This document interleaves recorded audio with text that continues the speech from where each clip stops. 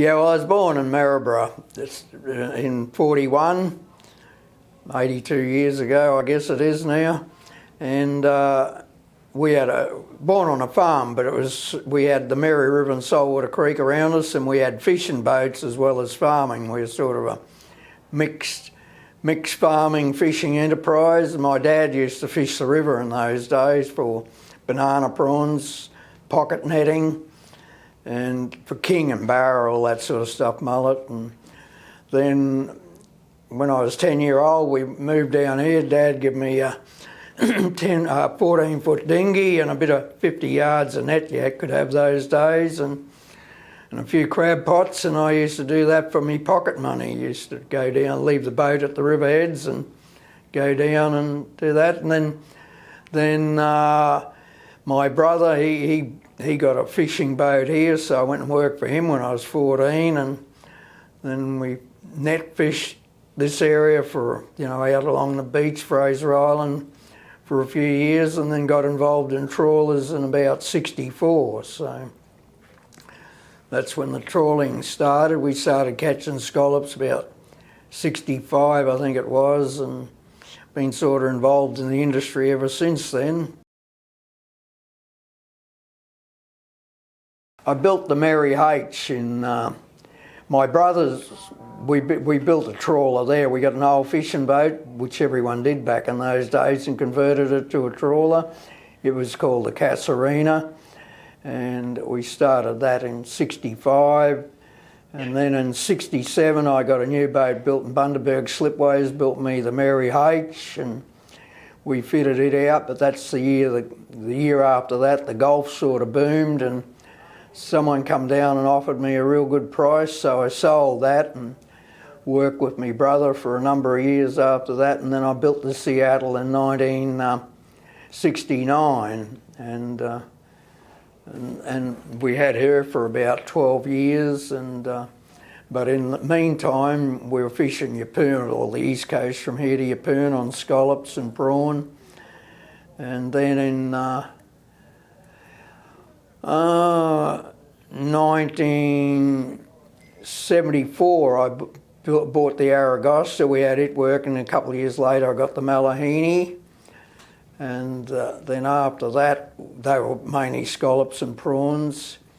And then after that, I built the Spartan. It was a 20 metre boat I built in the backyard at home.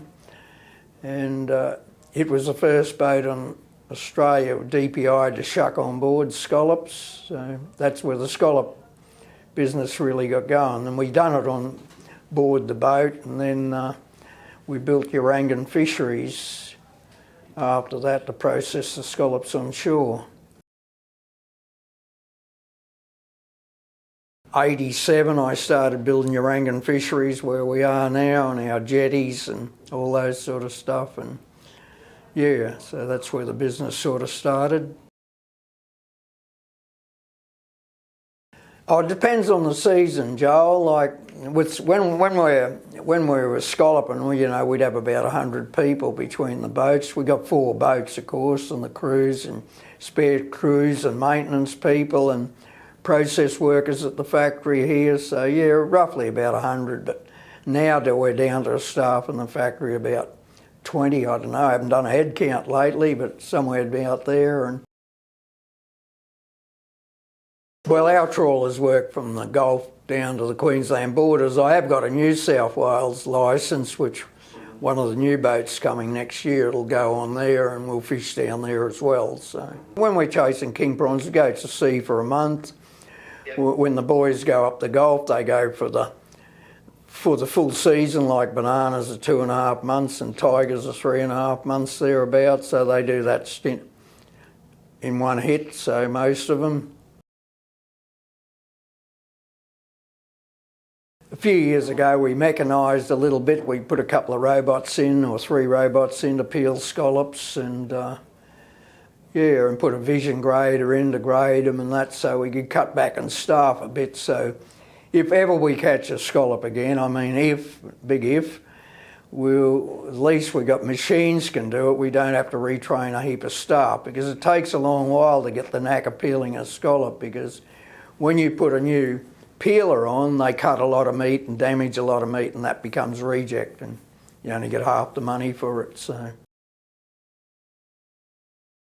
bugs, when I first started fishing, you know, trawling, you couldn't sell bugs. No one wanted them because bug was, you know, those days a lot of bad bugs around, I think, so everyone related to the bugs to them. And so they were bycatch? They were bycatch, and we just chucked them over the side a lot. Some people, we bring them home to our friends, and a few shops would buy a few, you know, locally, but no, you couldn't sell them. But now they're really good prices nowadays, especially the extra large. So yeah, no, they're a good fishery. We handle a lot of bugs. We get them as far as Townsville, all the way through.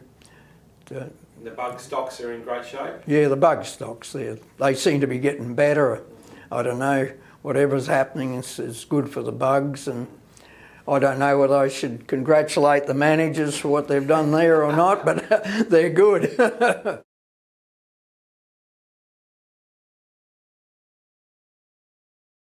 I got a developmental prawn for that red prawn about 5 years ago or whatever it was now, and we converted one of our boats to fish that prawn, and we went out there and we spent a amount of time there developing. We had to develop our grids and everything to suit WWF and everyone else that has 2 bobs worth in the industry, and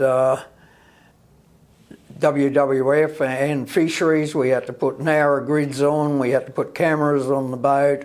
We got Darryl McPhee, he's a marine biologist or whatever he is, and he done all the reports to Queensland Fisheries, and yeah, so we proved up, or we believe we've proved up enough ground now to get fair dinkum about it, and when the KW comes back out of the Gulf this year, we'll get into it in earnest then. And the depth of water, we've found the Royal Reds started around about the 450 metres, but the giant scarlets, they only start at about 700 metres. You do get a few inside of that, but we've got out to 1,000 metres, and seems the deeper you go, the bigger they get for some reason or other, because you get a lot of U4 prawns out there. You know, they're bloody 12 inches long. So yeah, well, the boats at sea for those sort of periods, as the catch comes aboard, it's snap frozen, packed down in the main cold room, and then mother boats have been servicing, and every few weeks or whatever it is, a month or whatever it is, as soon as you can get near a mother ship, you unload the product, then it's taken back to Cairns or Corumba and freighted down to Urangan Fisheries.